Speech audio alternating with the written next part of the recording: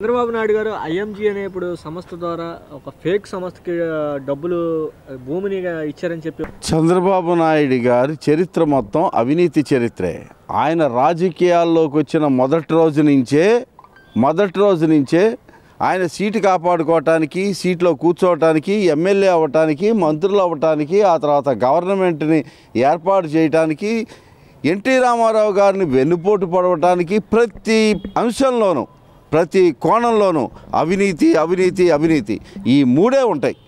ఏ కోణం నుంచి చూసినా కూడా అవినీతి తప్ప ఇంకోటి ఉండదు. మనం గతంలో చాలా సందర్భాల్లో చెప్పుకున్నాం. ఈయన ఎక్కడ చెయ్యి పెట్టినా, దేన్ని ముట్టుకున్నా అవినీతి అనే అంశం లేకుండా అసలు ఆయన గడపే కదలదు అనేటువంటిది చాలా సందర్భాల్లో చెప్పుకున్నాం. ఈ మధ్య కాలంలో చెప్పుకున్నటువంటి వాటిలో స్కిల్ డెవలప్మెంట్ అని, ఇన్నర్ రింగ్ రోడ్ అని, తర్వాత అమరావతి భూములకు సంబంధించిన ట్రేడింగ్ అట్లాంటి ఇది జరిగిందని చెప్పి, ఇన్సైడర్ ట్రేడింగ్ జరిగిందని చెప్పి, లిక్కర్ స్కామ్ అని చెప్పి, ఇట్లా రకరకాల కుంభకోణాలు జరుగుతున్నాయి. ప్రతి దాంట్లో ఈయన మీద కేసులు వేసిన వాళ్ళు, లక్ష్మీపార్వతి గారు కేసు వేసిన ఇది ఉంది, రాజశేఖర రెడ్డి గారు కేసులు పెట్టిన ఇది ఉంది, గతంలో వైఎస్ విజయమ్మ గారు పెట్టినటువంటి కేసులు ఉన్నాయి. ఇవన్నీ ప్రతి ఒక్కటి కూడా ఈయన చేసినటువంటి అవినీతికి సంబంధించినటువంటి కేసులే. గతంలో 2004లో రాజశేఖర రెడ్డి గారు ముఖ్యమంత్రి అయ్యారు. ఆయనకు ముందున్నటువంటి చంద్రబాబు నాయుడు గారు హైదరాబాదులో ఐఎంజీ అనేటువంటి ఒక సంస్థకి, ఆ సంస్థ పురుడు పోసుకొనే 4 రోజులు మాత్రమే అయినటువంటి సంస్థకి బిల్లీరావు అనేటువంటి వ్యక్తి ద్వారా, అతను ఎక్కడో ఐఐటిలో చదివాడు అని చెప్పి అతనికి ఉన్నటువంటి కాంట్రాక్ట్ని పెట్టుకొని అమెరికాలో ఉన్నటువంటి ఐఎంజీ సంస్థకి ఈ సంస్థ ఒక అనుసంధానంగా ఉంటుందని, అది ఆ సంస్థకి ఈ సంస్థ అనుబంధ సంస్థ అని చెప్పి, ఇక్కడ ఒలింపిక్స్ జరిపిస్తాం, ఏషియన్ క్రీడలు జరిపిస్తాం అంటూ వాళ్ళకి ఫెసిలిటీస్ ప్రొవైడ్ చేయటం కోసం అని చెప్పేసి 850 ఎకరాల స్థలాన్ని, 400 ఎకరాలు ఒకసారి, 450 ఎకరాలు ఒకసారి, తర్వాత వీళ్ళు ఆఫీసులు పెట్టుకోవటం కోసం అని చెప్పి బంజారా హిల్స్లో 5 ఎకరాల స్థలాన్ని, అంటే 855 ఎకరాల స్థలాన్ని, ఒక్కొక్క ఎకరం ఇవాళ దాని ఖరీదు 100 కోట్ల రూపాయలు. 855 ఎకరాలు అని అంటే దాదాపుగా 1,00,000 కోట్ల రూపాయల విలువ చేసే స్థలాన్ని చంద్రబాబు నాయుడు గారు 2 కోట్ల రూపాయలకి ఐఎంజీ సంస్థకి ధరదత్తం చేశాడు. 2 కోట్లు. ఎన్ని వందల కోట్ల రూపాయలు, వేల కోట్ల రూపాయలు చేతులు మారి ఉంటాయో.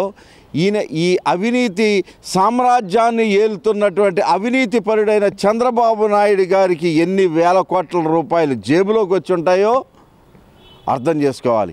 ఇన్ని సంవత్సరాల నుంచి ఈయన ఈ రాష్ట్రాన్ని 14 సంవత్సరాల పాటు ముఖ్యమంత్రిగా కొనసాగాడనన్నా, దాదాపు 25 సంవత్సరాల పాటు ప్రతిపక్ష హోదాలో కొనసాగాడన్నా, రాజకీయాల్లో ఉన్నాడనన్నా, ఎంత అవినీతి సొమ్ముని కూడబెట్టుకుంటే ఇది వచ్చినాయో అర్థం చేసుకోవాలి ఆంధ్రప్రదేశ్ ప్రజలందరూ.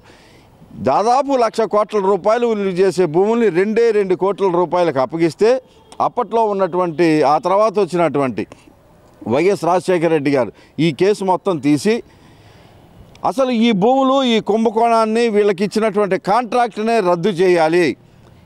ఇక్కడ 855 ఎకరాలు ఎవడు బాబు గారు సొమ్మిస్తారు, ఎక్కడి నుంచి తీసుకొని ఇస్తారు? ఆంధ్రప్రదేశ్ ప్రజల యొక్క ఆస్తిని దారాదత్తం చేసేయటానికి వీళ్ళెవరు, తీసుకోవటానికి వాళ్ళెవరు అనేటువంటి దానిలో మీ డబ్బుల్ని కావాలంటే వాళ్ళు ఎంత డబ్బులు అయితే 2 కోట్ల రూపాయలు, 2 కోట్ల రూపాయలకి 12% ఇంట్రెస్ట్ చొప్పున కట్టేసి వాళ్ళకి ఇచ్చేసేద్దామని చెప్పేసి రాజశేఖర రెడ్డి గారు అనుకుంటే, అప్పట్లో ఉన్న ఈ ఐఎంజేకి సంబంధించినటువంటి, ఈ సంస్థకు సంబంధించిన ఈ బిల్లీరావు అనేటువంటి వ్యక్తులు వీళ్ళే కోర్టుకు వెళ్ళారు.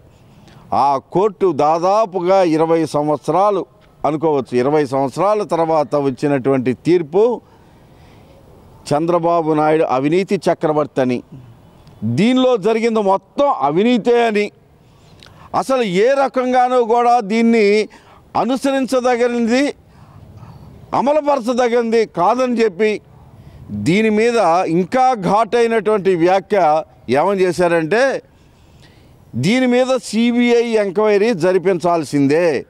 ఇది రేవంత్ రెడ్డి ప్రభుత్వానికి వేసినటువంటి ప్రశ్న. జరిపించాల్సిందే.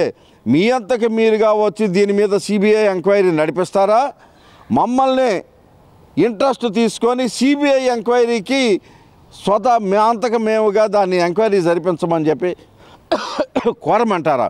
మీరు వెంటనే దీని మీద నిర్ణయం చెప్పండి అని వాయిదా వేసి, ఈ వాయిదా లోపల రేవంత్ రెడ్డి గవర్నమెంట్కి ఓ టార్గెట్ పెట్టింది. మీరు సిబిఐ ఎంక్వైరీ కోరతారా, మమ్మల్ని వేసేయమంటారా?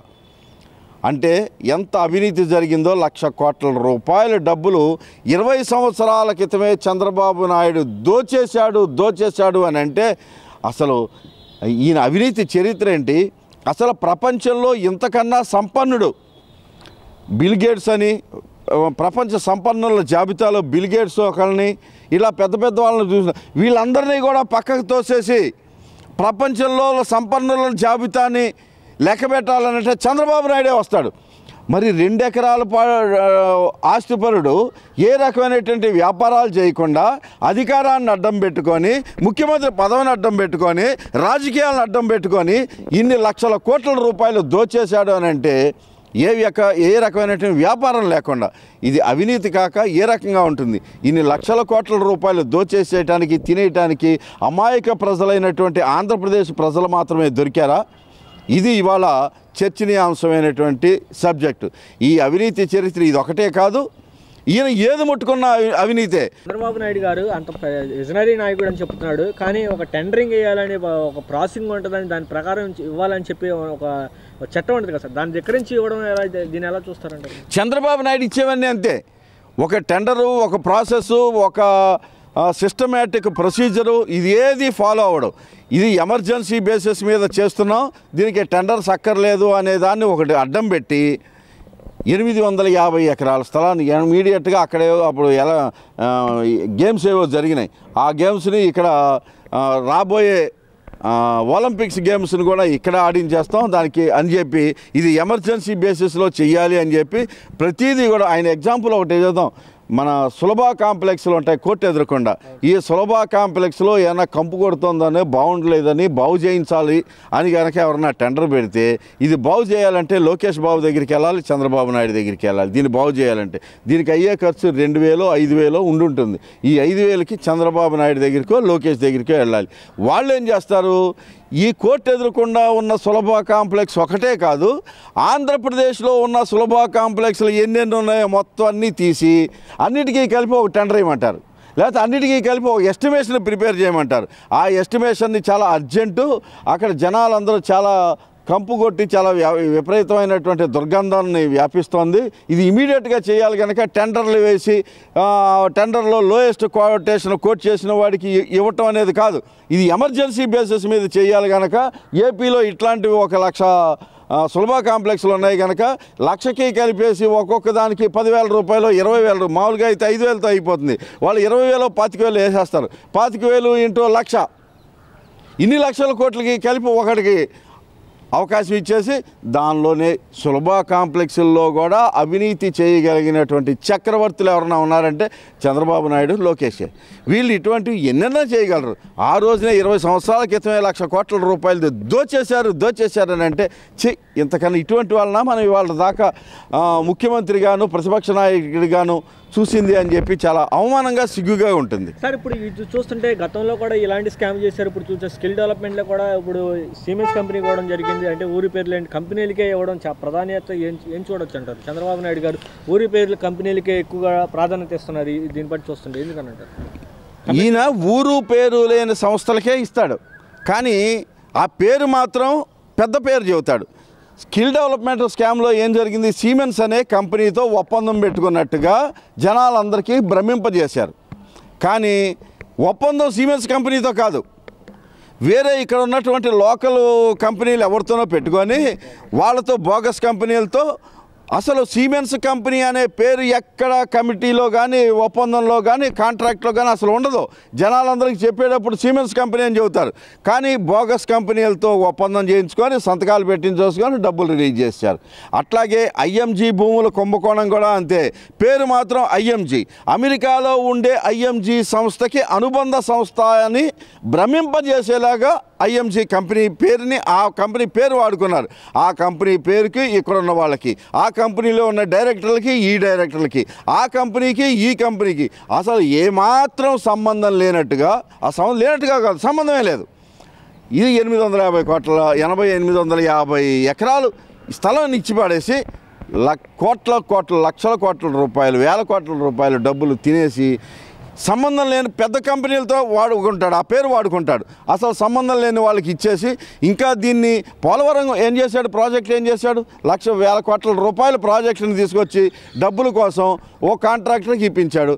ఆ కాంట్రాక్టర్ నుంచి ఏం చేస్తాడు, మళ్ళీ ఆ కాంట్రాక్టర్ సంబంధం ఉండదు. దీన్ని ఒక్కొక్కరికి సబ్ కాంట్రాక్టులని చిన్న వాళ్ళకి ఇప్పించేసి అది 10 లక్షల రూపాయలు 20 లక్షల రూపాయలుగా కూడా విడగొట్టేయగలడు.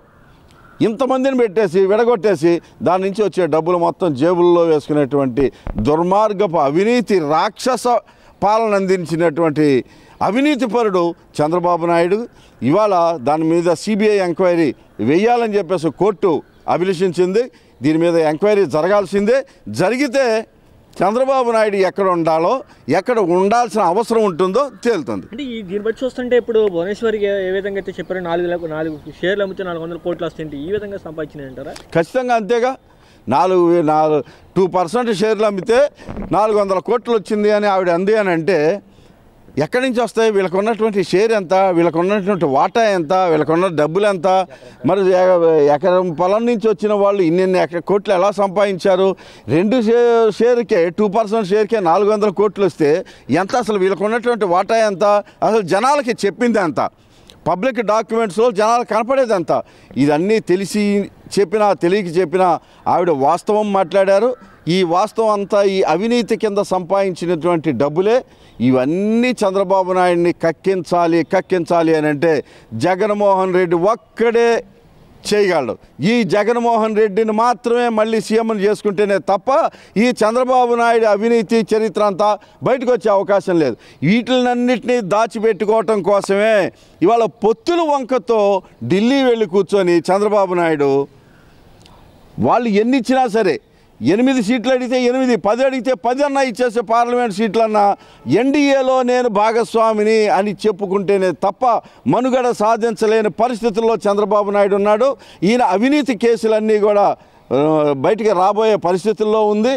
ఇది వాళ్ళైతేనే నన్ను కాపాడగలరు అని చెప్పి వాళ్ళకి ఓటింగ్ షేర్ ఇక్కడ 1% లేదని తెలిసినా, వాళ్ళకి ఇచ్చిన సీట్లన్నీ ఓడిపోతారని తెలిసినా కూడా ఈయనకి యాంబిషను, ఈయన కోరిక ఏంటనంటే ఎన్డీఏలో నేను ఒక భాగస్వామిని అని చెప్పుకోవటం ద్వారా రేపు నన్ను వాళ్ళు కాపాడుతారు అనేటువంటి భ్రమలో ఉన్నాడు కనుక వాళ్ళు ఎంటబడుతున్నారు. నిన్న పొద్దునుంచో మొన్న రాత్రి నుంచో ట్రై చేస్తే అమిత్ షా గారు నిన్న నాకు తెలిసి ఇందాక అరగంట క్రితం వరకు కూడా ఆయన అపాయింట్మెంట్ ఇవ్వలేదు. మాకు 10 సీట్ల కన్నా తక్కువ ఇచ్చేటట్టయితే మీతో మాట్లాడాల్సిన అవసరం లేదు, మీ దారి మీదే అని చెప్పేసి వెళ్ళిపోయినట్టుగా మనం వార్తలు విన్నాం. ఇప్పుడు మరి ఈ అరగంటలో ఏమన్నా అపాయింట్మెంట్ వచ్చిందా, ఏం మాట్లాడారనేది తెలియదు. 10 సీట్లు కాదు, పార్లమెంటు మొత్తం మేమే పోటీ చేస్తాం. అసెంబ్లీల్లో మాకు 10 ఇచ్చినా కూడా పార్లమెంటు మొత్తం మేమే పోటీ చేస్తాం, మీకు ఒక్కడు కూడా మిగల్చాం అని బీజేపీ వాళ్ళు చెప్పినా కూడా జీ హుజూర్ చిత్తం మహాప్రభు అని చేతులు కట్టుకొని వంగి నమస్కారాలు పెట్టి, కాళ్ళకి నమస్కారాలు పెట్టి రావాల్సినటువంటి పరిస్థితి వాళ్ళ చంద్రబాబు నాయుడుది. ఆ కండిషన్స్లో ఇంకో కండిషన్ కూడా ఉంది. అమిత్ షా గారు పెట్టినటువంటి కండిషన్ ఏంటి? గతంలో చేసినటువంటి తప్పులు ఏం చెప్పావో, ఏం చేశావో వీటిలన్నిటికీ కూడా బహిరంగ క్షమాపణ, పొరపాటు అయిందని బహిరంగ క్షమాపణ చేసి చంపలేసుకోవాలి నువ్వు అని కూడా ఒక కండిషన్ పెట్టారు. ఆ కండిషన్ కూడా ఇవాళ చంద్రబాబు నాయుడు చేస్తాడా, చెయ్యడా, చెంపలేసుకుంటాడా లేదా? చెంపలేసుకునేటువంటి నాయకుడికి తప్పు చేశానని ఒప్పుకునే నాయకుడు ఓట్లు వేయాల్సిన అవసరం జనాలకు ఉందా లేదా? తప్పు ఒప్పుకోని పక్షంలో కలవాలా అక్కర్లేదా అనేటువంటి విషయాన్ని బీజేపీ వాళ్ళు ఆలోచించుకోవాలి, వీళ్ళు ఆలోచించుకోవాలి. సార్ ఇదేంటో మరి ఇప్పుడు మీరు చెప్పిన విధానం చూస్తుంటే 5% ఉన్నటువంటి పవన్ కళ్యాణ్కి ఏమో 2 పార్లమెంట్ సీట్లు 24 అసెంబ్లీ సీట్లు ఇచ్చారు. 1% ఉన్నటువంటి బీజేపీకి 16 సీట్లు అసెంబ్లీ స్థానాలు 10 పార్లమెంట్ స్థానాలు ఇచ్చే అవకాశం ఉన్నాయంటారా? బీజేపీకి 2 సీట్లు పెరిగినాయంటే జనసేనకి 2 సీట్లు తగ్గిపోతాయి. వాళ్ళకి 2 సీట్లు పెరిగితే ఇక్కడ 2 సీట్లు తగ్గించేసుకోవాలి. ముందు 6 సీట్లు అనుకున్నారు, 6-8 సీట్లు బీజేపీకి అనుకున్నారు. జనసేనకి 3 సీట్లు అనుకున్నారు. 3 నుంచి 1 తగ్గించి 2 చేశారు. వాళ్ళకి 8 అనుకున్నది 6 చేసి వీళ్ళకి తగ్గించిన ఈ 2 కూడా బీజేపీ వాళ్ళకే ఇచ్చేటువంటి పరిస్థితులు ఇప్పుడు కనపడుతున్నాయి. అలాగే జనసేన అనేటువంటిది ఒక ఊరు పేరు లేనటువంటి సంస్థ. అండర్లైన్ రాసుకోవటమే దీనికి.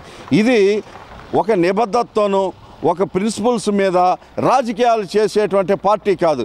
ఇది ఓన్లీ ప్యూర్గా ప్యాకేజీ మీద ఆధారపడి రాజకీయాలు చేసేటువంటి సంస్థ. అంతకు తప్ప దానికి ఇంకో ఉన్నటువంటి ఇంపార్టెన్స్ ఇంకేమీ లేదు.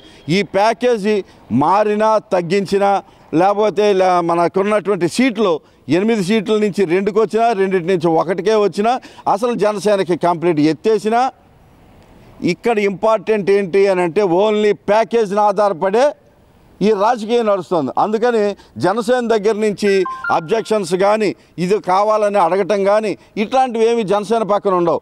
ఆయనకు కావాల్సిందేంటి, జనసేనని ఎన్డీఏలోకి పంపించిందే చంద్రబాబు నాయుడు.